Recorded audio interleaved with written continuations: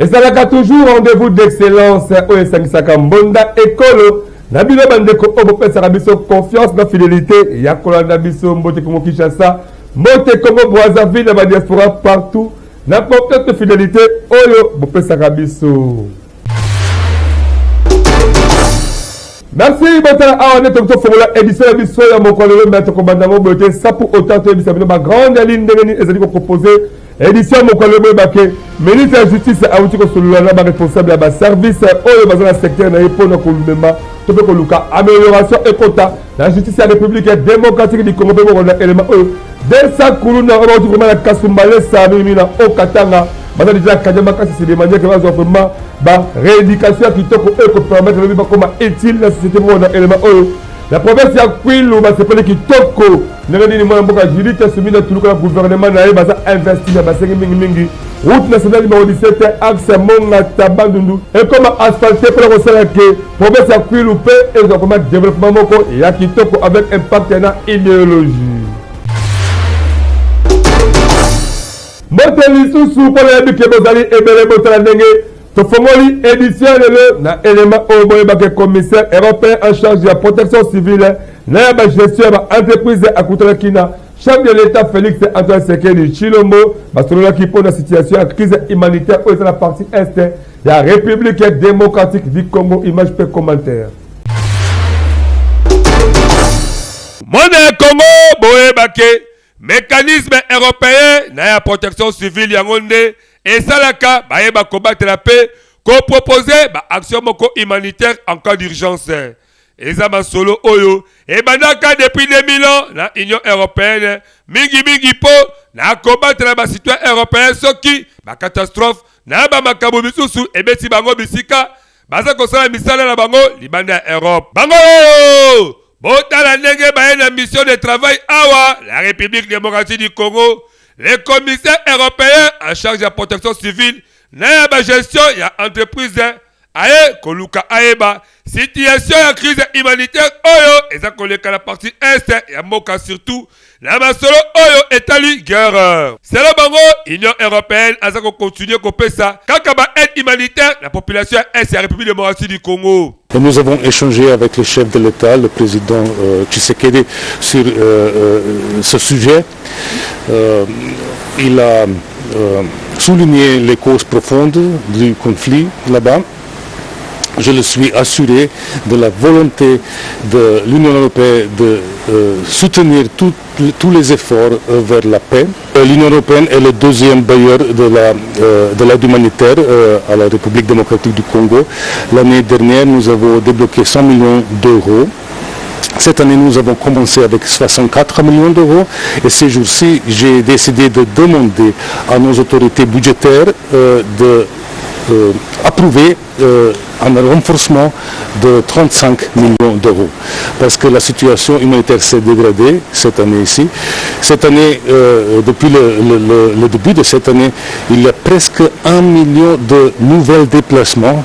C'est horrible. Programme la bango ezake ba kosala ba visite ebele na ba site ba déplacer na Goma na tinaka ya mugunga oyo bombe ekoya kula pe eboma batu ebele. Esengeli boye bake République démocratique du Congo, la Afrique du Sud, bandimi kozala, la bomokopo, la koluka kimia, ekota makasi, na mboka pe, masula développement, ezwa esika yango pe biso. To beti sika kambonda.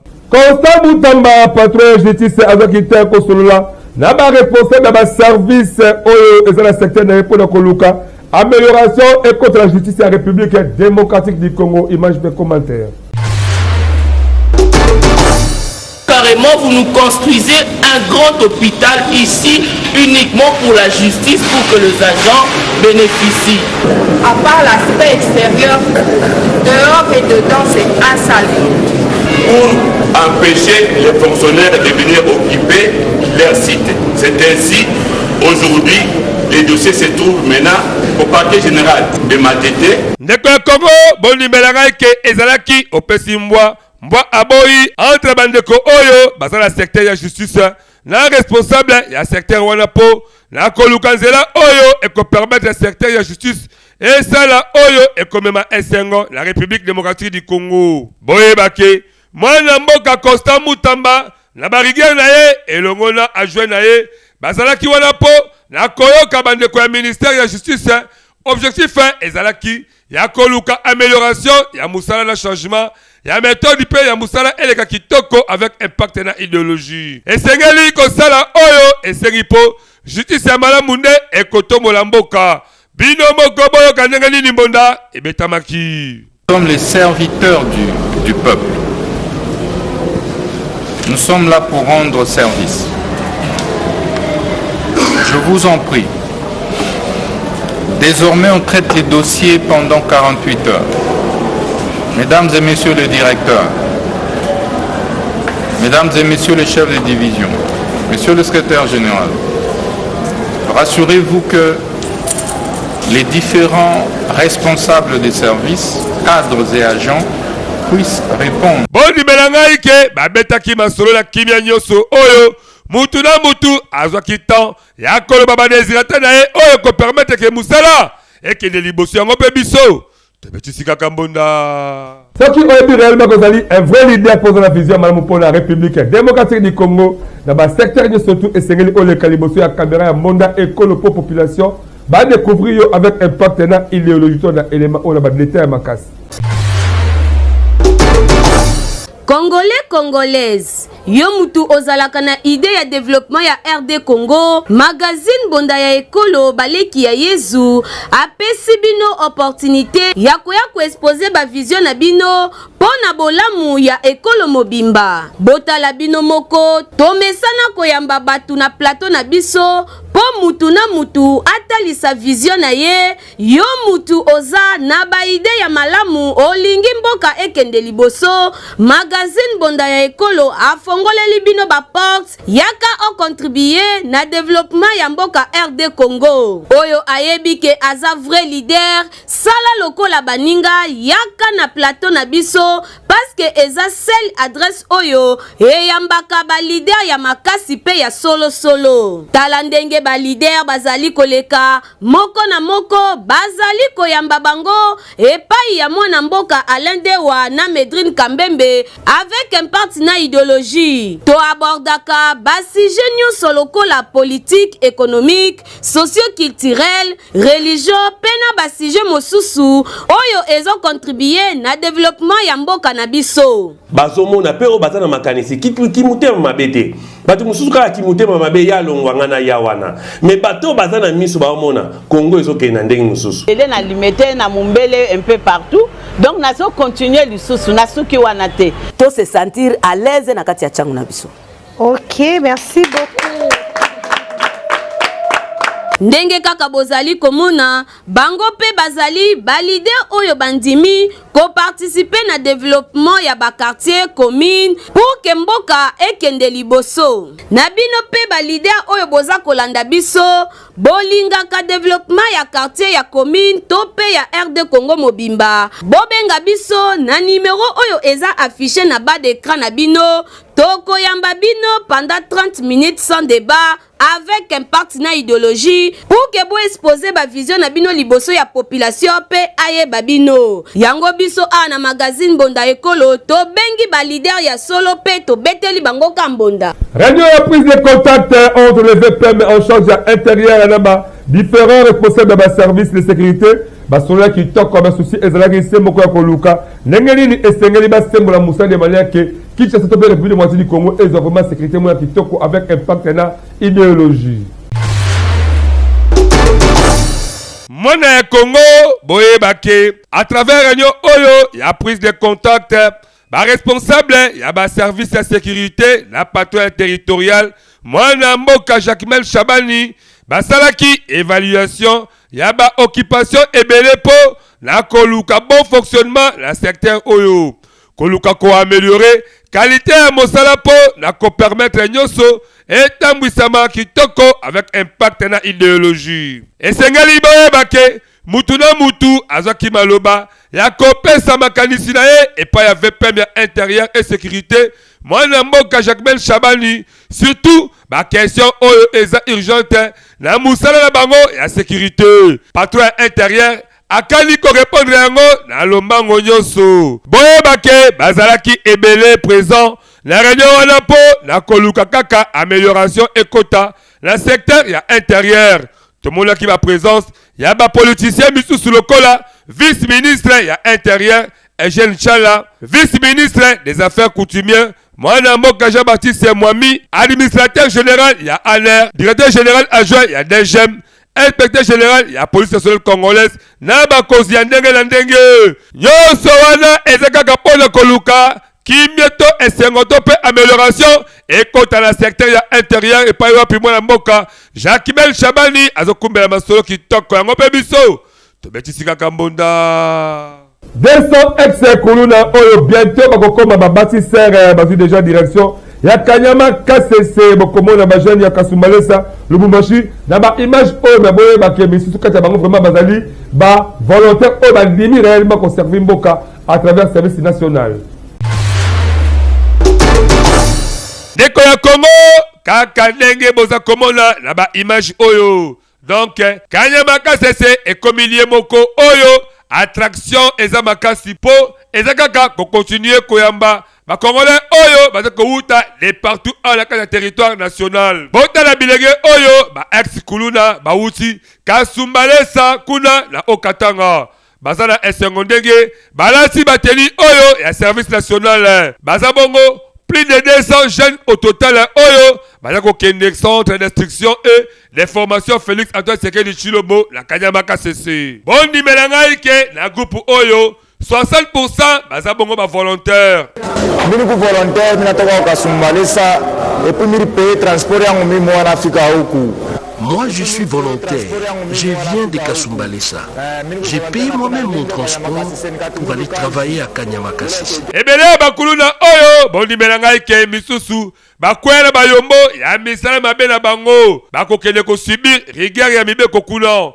Le général major Kasongo Kabui commandant service national azako rassuré que bakozwa formation moko kitoko oyo et ko permettre lobby bakoma ici la société yango pe biso. Bango bazali champion ya masolo o etali social à la carte République démocratique du Congo Fondation Jonathan Sangu à travers FJS devise balobi ce qu'on a conversé 7 fois congolais par jour et qu'on permettre que la fin de l'année yo la liboto la bo sepela kitoko boli ya bobela kaka ndenge balinga ebele ba sepela kina bango la mvula o le carton de élément au signé Wilfried Samba.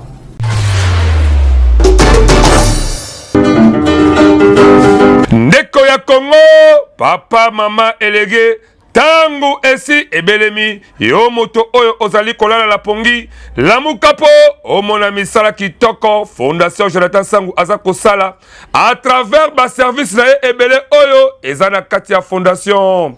Yeba kena Fondation Jonathan Sangu, à travers FJS devise, nan 500 fois pamba par jour, et kosala ke, na suka mvula, Yona libota na mobimba, bolia, bomela, pebo fete kitoko.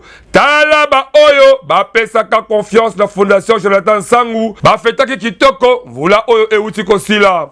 Nde biso ba mama to sepela ki to sadere na kati, to komi ko pesa ka mbongo chaque jour.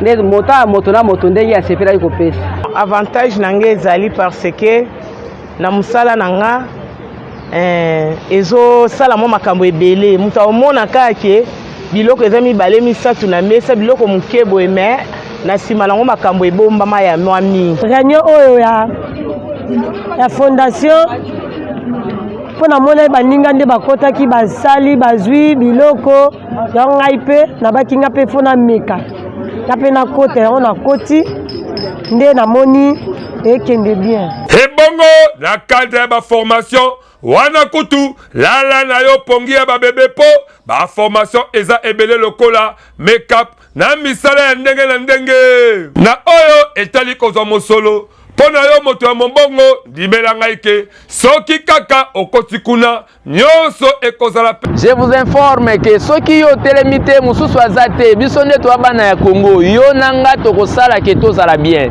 Tangu tolobaki na projet FJS devise kuna tolobaki bongisa bonane ya bana pona yo mutu ya tembe yaka le 24 décembre ya même année otozali yaka yo moko omona bimona meso ekosala yo bien. Pona kozwa bango ndimela ngai ndeko ya Congo benga bango kaka na ba numéro oyo pe bakoyamba yo avec impact pe na idéologie. Na fondation Jonathan Sangu pona nyonso ya social yebake oza mobimba. Fondation Jonathan Sangu yonde mosungi ya peuple congolais. Fondation Jonathan Sangu congolais andimi yo avec impact na idéologie yebake misala na yo emonani.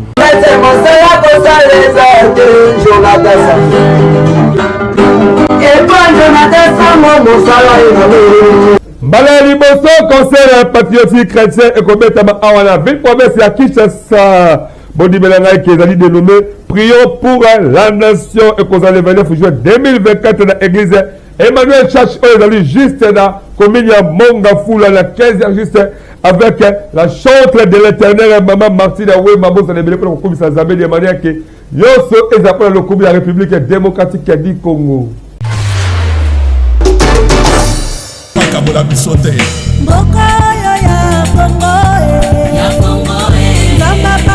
Shalom peuple de Dieu, shalom chers compatriotes. Ngai maman Martine Wama, moi c'est le pasteur Yves Wama, oyo ayembaka ba chanson patriotique. Nazo bengisa bino le 29 juin oyo, le 29 juin na église Emmanuel Church. Na 15h tozo banda concert na biso patriotique. En tout cas, le monde de Bible lobi na biso, priez pour votre nation car votre bonheur en dépend. Ya monde to sala le 29 juin. To sala to bonde la pona mboka na biso. To sambe la to lela nzambe na nzela ba nzembo, ba chanson patriotique o nan Congo sala la ngote. Donc c'est le premier concert patriotique o ekozala na Congo, o ekozala na Congo. Ya monde na bengi sibino ba congolais nyonso, ozala na Bukavu, na Goma, ozala na Kisangani, ozala na Bandundu, ozala na Bakongo, ozala na Équateur. Boya to kumisa nzambe le 29 juin.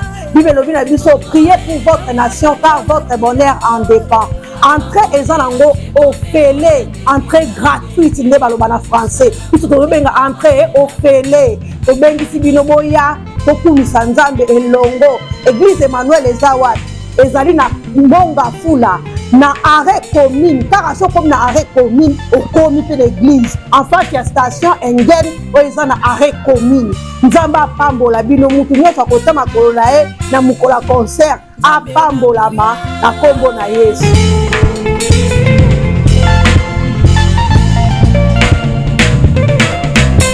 Communauté CEO de ces d'Israël baza kobongisa mo bagala milulu oyo même ba chantre ebele ba kobeta milulu rendez-vous ezabongo signé mokola samedi le 22 juin 2024 na place ya Emika élément signé Jean-C Condé.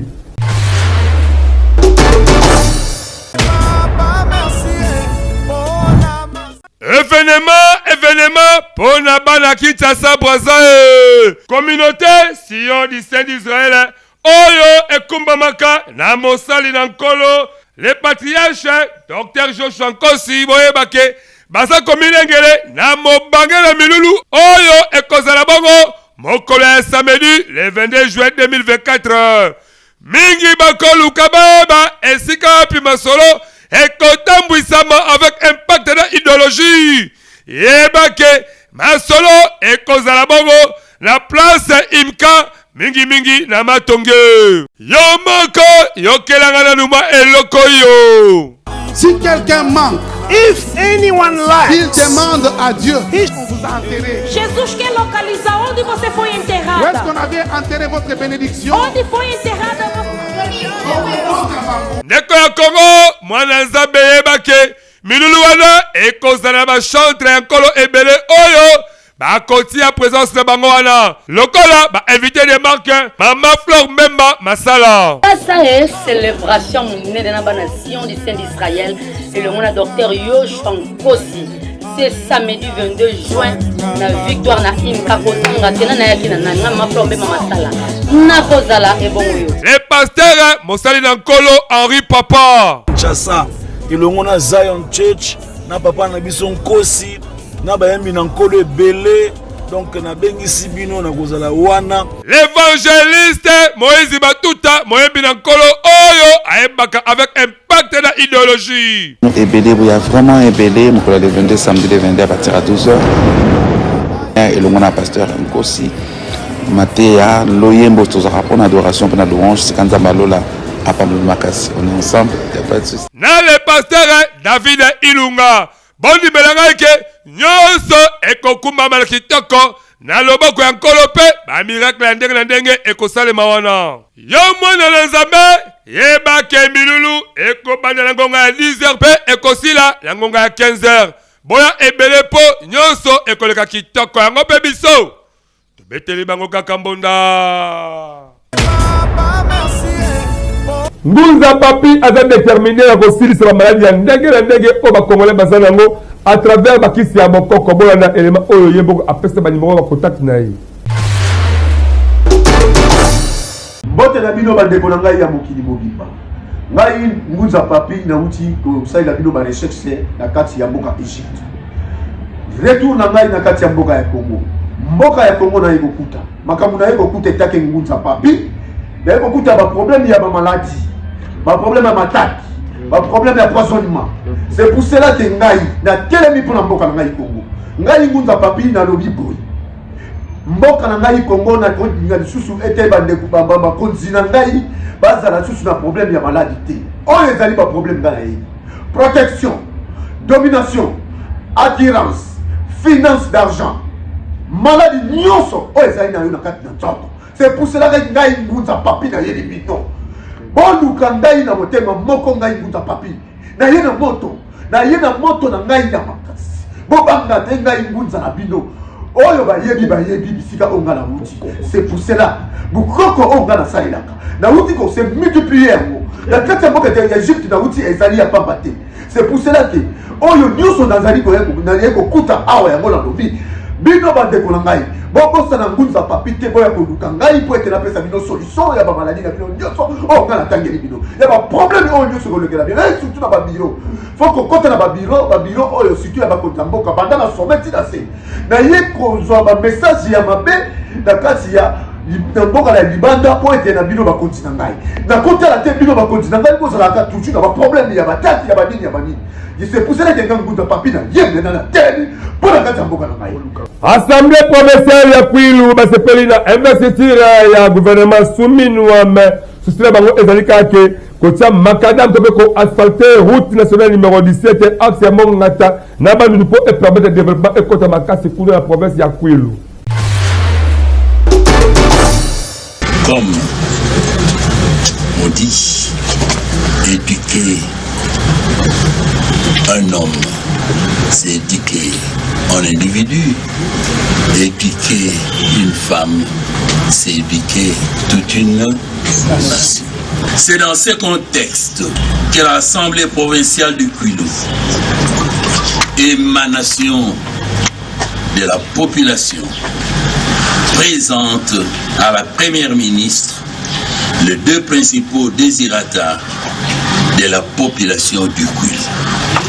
Prime, la prise en compte en priorité dans les volets infrastructures de l'asphaltage de la RN 17 Mongata Bandundu, route interprovinciale reliant la ville-province de Kinshasa à la province de l'Équateur en passant par la province de Maïndombe et celle du Kwilu. Est-il besoin de souligner ici que cette route nationale numéro 17 est essentielle pour la survie de la population du Kwilu et celle des territoires de Kwamut et de Koutou dans les Maïndombe. une de nos provinces sœurs. ONG Espoir du Congo et le Mona honorable député provincial Diabaza Monanene, ma concernant la célébration, il y a la journée internationale, il y a ma veuve, Moukola samedi 22 juin 2024, la place échanger Kuna la liberté, pour ça annonce dans l'élément Oyo. Chaque 23 juin, c'est la journée internationale, il y a ma veuve. ONG Espoir et Avenir du Congo qui dirige Monsieur Bikamwa organise pour ce samedi 22 juin dans l'espace vert et échangeur de l'imité dans Ngonga 7 heures, une prière pour la nation. Eli Yamatete, honorable Diabanza, Mouane ya Mama Veuve, à cause de la présence et à signe de Mama Veuve, mon côté Atika Nandaku, la prière pour la soutenir commandant suprême Félix Antoine Tshisekedi Tshilombo, chef de l'État. Na tento Likambo, stop à la guerre, le nombre de veuves augmente. Et ça Likambo, Yamabele. Monda école agence ezala pour la kosunga bino ya bandeko obozala ba activité la bino ya ndenge na ndenge ya politique ya ba mariage to pe ya ba religion to pe ndenge na ndenge benga bango ya balibeko ola ba conseil le couverture ya média ba prix moko promotionnel même ya mariage ko kozala satisfaire musala kitoko o ba kosalela yo.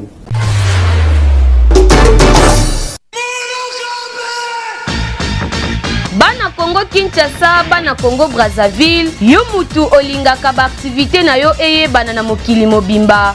Mbonda ekolo agence epesi bino opportunité ya kosalela bino ba reportage ya kafu kafu. Ezala activité politique, socio-culturelle, économique, religion, sport, conférence. Awa na mbonda ekolo agence ezosalema avec professionnalisme pe eza na prix moko très abordable. Esuki wana te endeko na ngai keba na ba reporter ya muyibi oyo bayaka kozwa ba image pe elekaka nango na télévision te kasi awa na mbonda ekolo agence nyonso ya filmage, modération, réalisation, photoshooting ezosalema avec un partenaire idéologie parce que awa tokanga masolo pena oyo etali image yebake okozwa yango pe ata na format ya YouTube.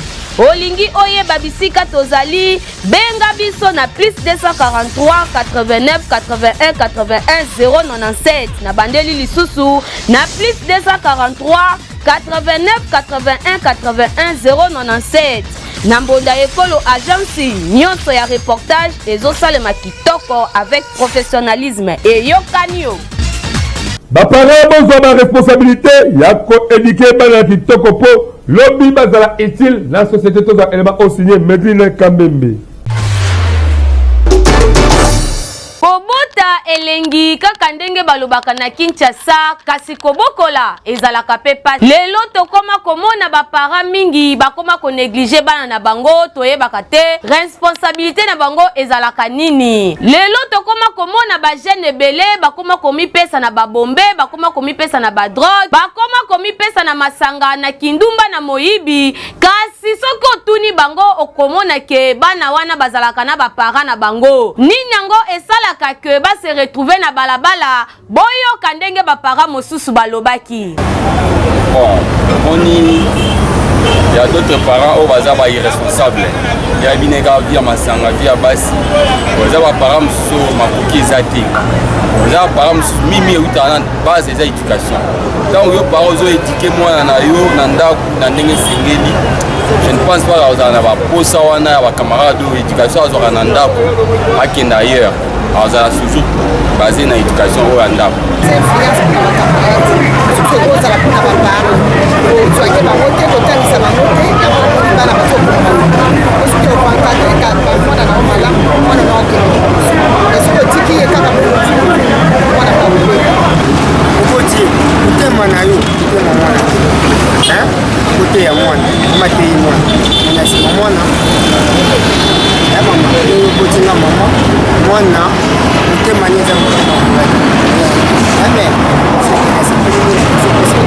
tokosenga kaka na baparent boyeba na koréédike bana na bino malamu kasi pe toyebi ke quelque part bana mosusu pe balekela baparent na mitu bana bongo para soki oremake ke mwana azali koyoka te mema ye lombangu na leta paske kuna bakopesa ye pe éducation ya malamu kasi biso pe bana esengeli toyeba ke tozali fitiri ya lobi tango bazali kotinda yo na kelasi bazali kolakisa yo musala ezali mpo na bolamu na yo moko biso awa tobeti mbonda tala ndenge tokomi na suka édition na biso ya mokolo oyo tokokabwana boye te sapu otala sala ya bino barappel ya batitre boyebake ministre ya justice awuti kosolola na baresponsable ya baservice oyo baza na secteur na ye mpo na komema amélioration na justice ya république démocratique du congo mpe bolandaki élément oyo desa kuluna surtout baoyo bawuti kasumbalesa bakei deja korejoindre bandeko oyo bazali kuna na kanya makasi mpona koluka ke lobi mpe bakoma utile na société mpe bolandaki élément oyo province ya kwilu bazala kosepela ndenge investiture ya gouvernement sumino estremime basengi vraiment ke route nationale numéro 17 axe mongata mpe bandundu ekoma makadamize mpo epermettre ke développement ekota mingi kuna na province ya kwilu awa nde na boucle complètement édition na biso ya mokolo lelo nsima ya caméra elaki misala kitoko ya mwana mboka Benjamin Kilunga édition esimamaki epai ya Wilfried Samba montage de réalisation ya mwana mboka Ingrid Matetanga alende wa toujours la présentation na kosenga toujours la bino boyeba ko s'abonner massivement na chaîne YouTube na biso Monda École officielle pe vous pouvez biso ba activité la bino to collecter la prime encore promotionnel en tout cas tout la prochainement sokolo sous azongité je vous aime beaucoup plus bye